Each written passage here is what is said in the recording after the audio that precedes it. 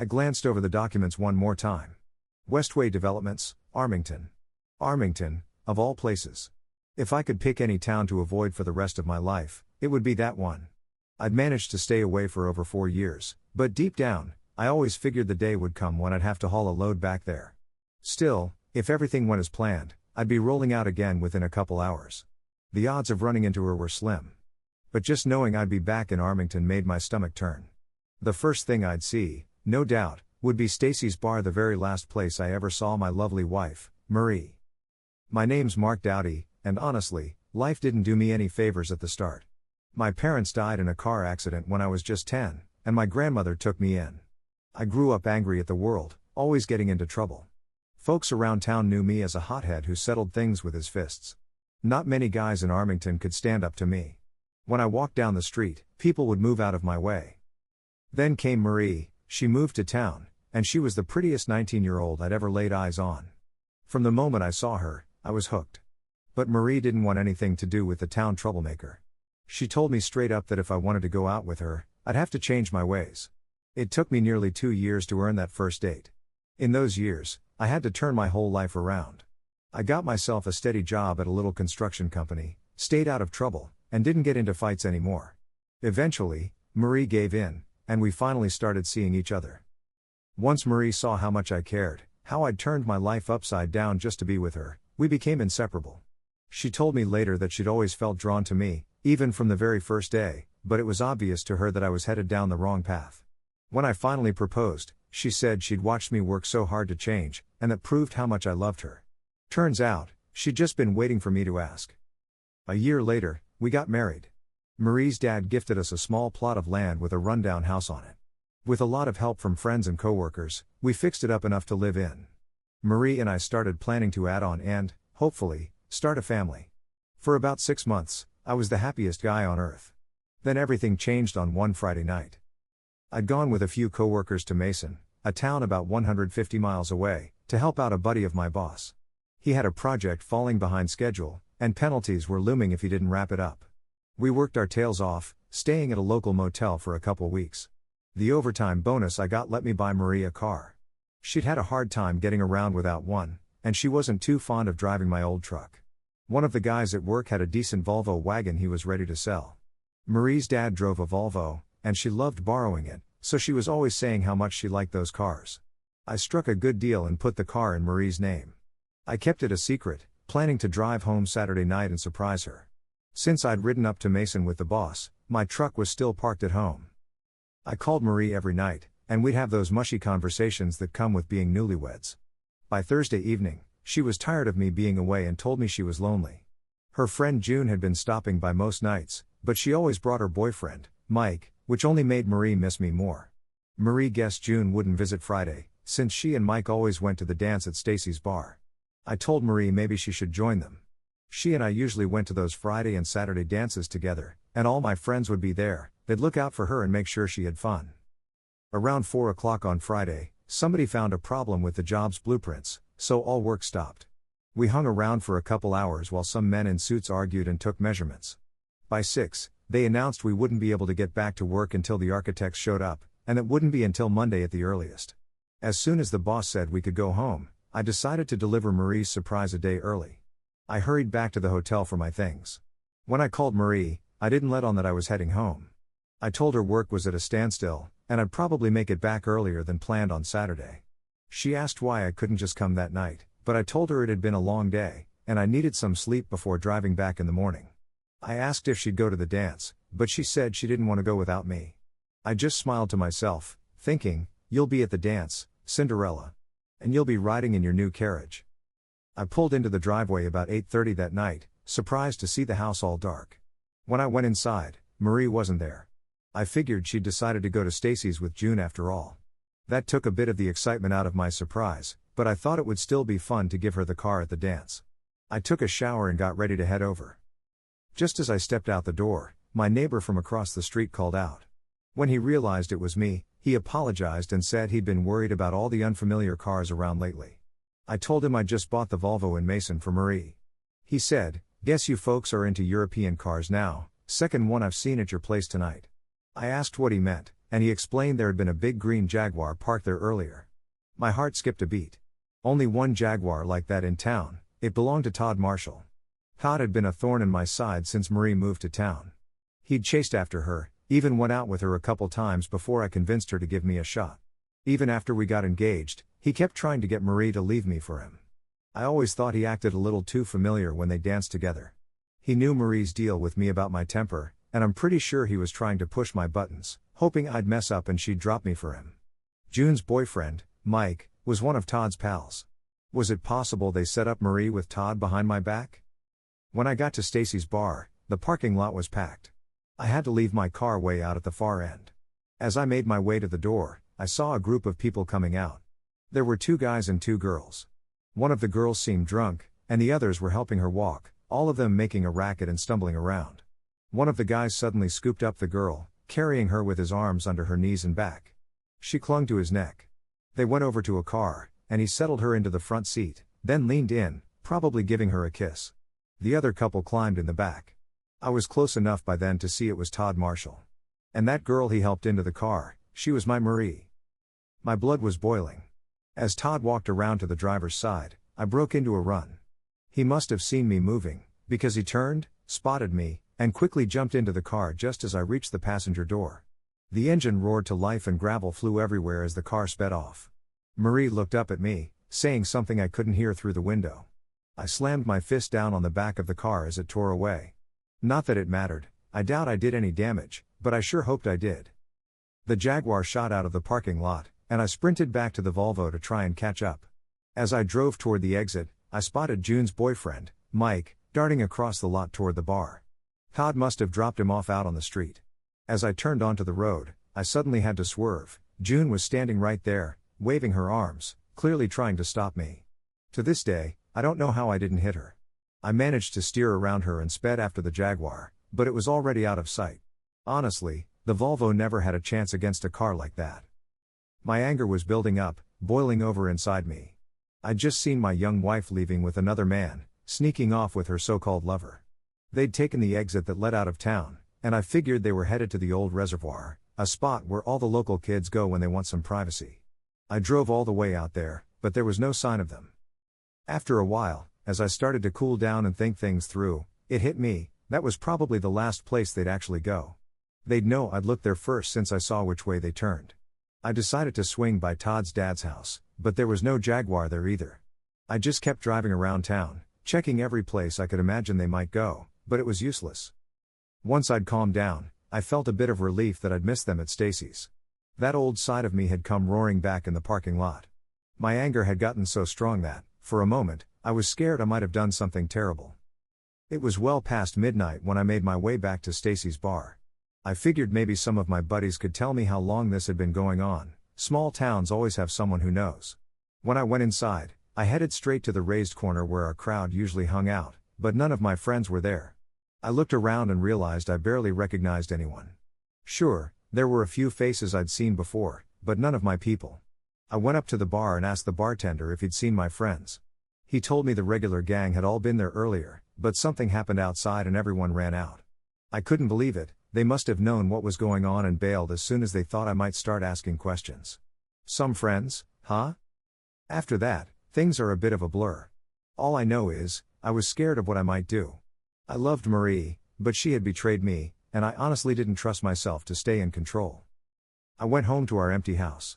I parked the Volvo in the drive, set the paperwork and the keys for it on the kitchen table. If Marie ever came back, she'd see the car was in her name and realize I'd bought it for her. Then I grabbed her birthday present that I'd picked up a few weeks earlier and left it on the table too. After that, I stuffed most of my clothes into a bag, got in my old truck, and drove off. I had no destination in mind, just needed to get away. I felt like I had to put some distance between myself and that town. I was honestly afraid I might hurt the woman I still loved. I drove through the night and kept going the next day.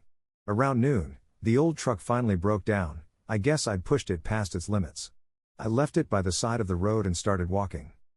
Late in the day, a trucker pulled over and asked where I was headed. I told him, hell, and he just grinned, saying he'd been there a few times too. He told me to call him Bull, and he figured I needed to talk, so he invited me to share my story. I did, and after he heard me out, He said I could ride along with him for as long as I liked, so I stuck with him. We headed out to LA, where Bull dropped off his load, then picked up another going back east. Along the way, we stopped at his place, and I met his wife, Joan. After hearing what happened, Joan encouraged me to call or write to Marie, but I just couldn't bring myself to do it. I was too hurt. Joan wouldn't let it go, though, and eventually, I agreed to let her write to Marie instead. My only rule was that she couldn't tell Marie where I was. I didn't want to hear back from her, not when I knew it would only bring more pain. After that, Bull and I kept on trucking. A few days later, we stopped at his company's base. He introduced me to his boss, explained that I was drifting with no home but would make a good driver. Before I knew it, I was on the payroll, and a couple of months later, I was behind the wheel of my own rig. Bull's house became the closest thing I had to a home. Whenever I was nearby, I'd stop in. Joan would write another letter to Marie to let her know I was still alive, but, at my request, she never put a return address and always had Bull mail them from the road. Joan kept telling me I should at least talk to Marie and hear her side, but I always said I'd had 6 months of happiness, and I didn't want those memories ruined by whatever Marie was up to now. So there I was, pulling into Westways. The security guard told me to park my truck next to 2 others already there. As I drove over, I noticed a couple of fire trucks and a police car parked by the warehouse. The other drivers introduced themselves as Al and Joshua. Al explained that we'd be stuck there until tomorrow. There'd been a chemical spill in the warehouse, and most of the staff were sent to the hospital for checkups. The rest were sent home until everything was cleaned up and declared safe. Just my luck. This was the last thing I needed. I climbed up into my truck, hoping to stay out of everyone's way, and tried to get some sleep. Around 7, Al came by and asked if I wanted to come with them to find something to eat. I didn't really want to set foot anywhere in that town, but I knew I had to eat. So I told them I knew a bar that served a decent steak and had a couple of pool tables. Josh asked, "Have you been here before? Will we be welcome?" Josh asked. I just grinned and told him, "I used to live in this town. Trust me, nobody will dare make a fuss about you being in that bar if I'm with you." When we walked inside, the place wasn't all that busy, a couple of folks sitting at the bar and a small group playing pool in the next room. We grabbed some beers and settled into a booth. Josh glanced around, uneasy. "They keep staring at us," he said. "Doesn't seem like they're too happy I'm here." I shook my head and replied, "It's not about your skin color. It's the company you're keeping, they're looking at me. I don't exactly have the best reputation in this town." I glanced around to see who was giving us the evil eye and spotted June's boyfriend, Mike, chatting with the bartender. They both glanced my way, and as soon as Mike realized I'd seen him, he slipped off to the pool room. The waitress brought out our steaks, and we got to eating. Al went to the bar for another round of beers. When he returned, he mentioned the bartender had asked how long we planned to stay. I glanced over again and noticed the bartender was now on the phone. When he saw me looking, he turned away. About 10 minutes later, the front door swung open and in walked 2 sheriff's deputies. I recognized both. They were guys I'd tangled with back in high school. But we'd always scrapped fair, so I wasn't too worried about them making a scene. One deputy stood by the bar, and the other walked over to our table. "Hey, Mark. Good to see you back in town," he said. That caught me off guard. I'd been expecting the usual "you'd better leave town now" speech. "Hey Vince, what brings you out here?" I asked. He explained, "There's someone who wants to talk to you, but he's worried you'll lose your temper, so we're here to make sure everything stays peaceful. And Mark, just so you know, there's plenty more backup waiting outside." "All right, I'm listening," I said. Vince glanced past me, signaling with his eyes. I turned and saw Todd Marshall stepping out from the pool area. He must have been hiding back there since we came in. He started to say something, but I stood up and faced him. "If you open your mouth, Todd, I swear I'll knock your teeth out. There's nothing you could say that I want to hear. I don't want to end up in jail for doing something stupid. So Vince, if you don't mind, I'd like to leave." I tossed a 20 on the table to cover my share of the meal, pushed past the deputy, and headed out. Sure enough, there were 4 patrol cars outside, and a whole squad of officers watched as I walked by. At that point, I knew I had to get out of town right away. To be honest, I wasn't sure how I'd managed to keep my cool with Todd. Maybe it was all the cops around, or maybe, just maybe, I was finally starting to think before acting, like Marie always wanted me to. I headed back to my truck, fired her up, and pulled out. My plan was to drive to the next town, call my boss, and ask him to send someone else to switch trailers and finish the delivery. About half an hour down the highway, I noticed several highway patrol cars tailing me. They stuck behind me for a good 10 minutes before turning on their lights and sirens. What do they want now? I thought. I haven't done anything wrong. I pulled over, and an officer walked up, asking me to step out of the truck. He told me, "We've been asked by the Armington police to hold you here until they arrive." Looking at all those officers, hands resting on their holsters, I figured I'd better cooperate. About 10 minutes later, an Armington police car pulled up and Chief Thomas stepped out. I'd known him for years, a good man, even if he was a cop. He'd caught me once as a teenager trying to steal a car. Instead of hauling me in, he took me somewhere private and said, "Son, you don't have a father to set you straight, so I'm going to give you the lesson your dad would have." Then he took off his gun, put it away, and, well, let's just say he knocked some sense into me. When he was done, he took me home, cleaned me up, and told me, "Don't make me catch you doing something like that again. Next time, I'll have to arrest you, and with your record, you'll end up doing hard time." Truth is, I needed that wake-up call and always respected him for it. Folks were surprised when I invited him to my wedding. I was confused when I saw Al and Josh getting out of the car after Chief Thomas. The chief came over to me. "Your friends are here to look after your truck," he explained. "I'm not going to say much right now, except that there's something you need to see. Maybe after you do, you'll be willing to listen to some explanations. Now, please get in my car and let's get this over with." I got in, and with the siren wailing, we drove back into Armington, through town, and straight out to the hospital. The chief led me inside to an office, sat me at a desk, and a doctor brought over a file. "Please read this," the doctor said. The folder was labeled Marie Dowdy. Inside, I found x-rays and a report for an emergency admission. It said Marie had broken her left ankle and had been treated at the hospital. I read it and looked up at the chief. "So?" I asked. He nodded toward the file. "Check the date, Mark." I looked. It was that Friday I'd come home to surprise Marie with the Volvo. "And?" I asked again. He pointed at the admission time. I looked. It was just 20 minutes after I'd seen Todd driving out of Stacy's parking lot. I stared at the chief, not quite understanding what he was getting at. Then the chief said, "If that coward Todd Marshall hadn't been so scared of you, Mark, he wouldn't have driven off in the wrong direction. Marie would have made it to the hospital even sooner. She fell off that stage at Stacy's bar and broke her ankle. Todd and June were taking her here when you showed up. Todd panicked when he saw you. Your reputation really doesn't do you any favors, son. He figured you'd lose it before he could explain, so he just sped off. Young June was supposed to tell you what happened to Marie's leg, but she couldn't get you to stop. Her boyfriend went in to try and get your friends out to help calm you down, but by the time they all came outside, you'd already left. Most of your buddies were already well into their drinks, but that didn't stop them from jumping into their cars and chasing all over the county looking for you.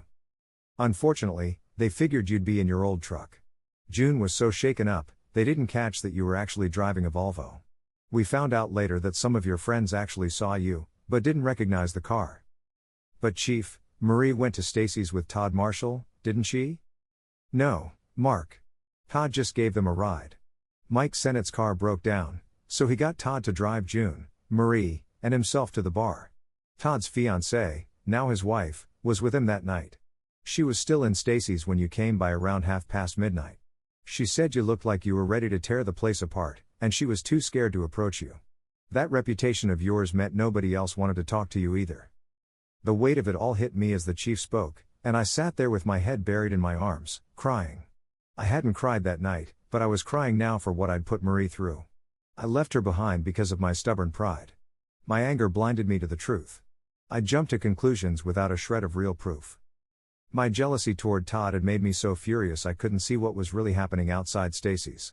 I saw what I expected, not what was true. Marie wasn't drunk, she was trying to walk on a broken ankle. The yelling and chaos wasn't for fun, it was because Marie was in pain. Todd carried her to the car to help, and when he leaned in, he was just buckling her seatbelt. My reputation for acting first and thinking later is what made Todd panic and run the moment he saw me. Still hiding my face, I asked the chief, "What am I supposed to do now?" I walked out on the only good thing I ever had. The only person I've loved since my mother died. Marie must hate me for what I did to her. I ruined a good marriage and threw away the love of a wonderful woman. "Well, son, I can't tell you what to do," the chief said quietly. "I just thought I owed it to Marie to make sure you knew the real story. I can take you off our missing persons list now, but what you do next, that's on you. Vince is outside and can take you wherever you want to go." With that, The chief left me there. Vince gave me a lift back to Westways, where Al and Josh were waiting. I needed a drink, so we headed back to the same bar we'd eaten at earlier. As we sat talking, Josh asked why I hadn't asked Vince to drive me straight over to Marie's house. I told him I was afraid things had gotten too complicated while I was away. I'd noticed in Marie's hospital file there was another document, a release form for an operation she'd had the year before. On that form, Marie had listed her next of kin as me, a Mark Doughty, Joyner, and a Janine Doughty. It seemed she'd had 2 kids while I was gone, which could only mean she'd found someone else to share her life with. I couldn't just show up and turn her world upside down again. Then a shadow fell across the table, and I looked up to see Todd standing there. "Can I talk to you now, Mark? I've felt like a real jerk these past 4 years. I apologize to Marie every time I see her, but I need your forgiveness, too, if you can give it." "What do you have to apologize for?" I asked. "I'm the one who lost his head and ran off." Todd shook his head. "You and I both know this didn't start that night. All through school, you were the local Fonzie, the tough guy with the pretty girls. We both had the looks, and I had my dad's money, but you had the real charm.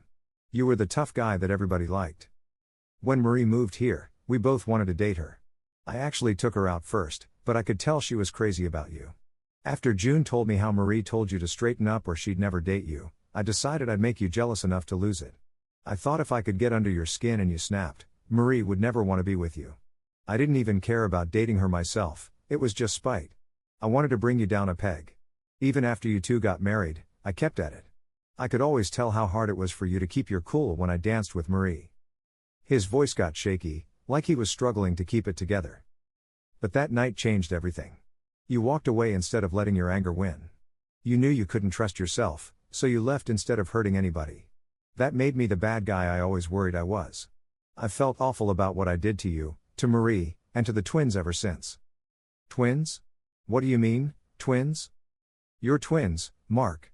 Didn't anyone tell you Marie was pregnant when you left? She was over the moon, just found out that day. She was dancing with Joy up on that platform, and that's when she fell and broke her ankle. Old Stacy wasn't too happy about it either, he had to pay her medical bills since there wasn't a safety rail." "So, Marie didn't find someone else?" "No, Mark. She never stopped loving you. There's nobody else in her eyes, and there never will be. I just hope you can forgive me for all the trouble I caused you." I suddenly noticed Josh coming back to the table. He must have stepped out while Todd was talking. "Now, white boy," Josh said with a grin, "you'd better hustle out front. There's a pretty little lady out there in an old Volvo who says she's waited 4 years for you. If you don't get moving, she's threatening to leave you to walk home." I'm not sure my feet even touched the ground as I dashed out the door.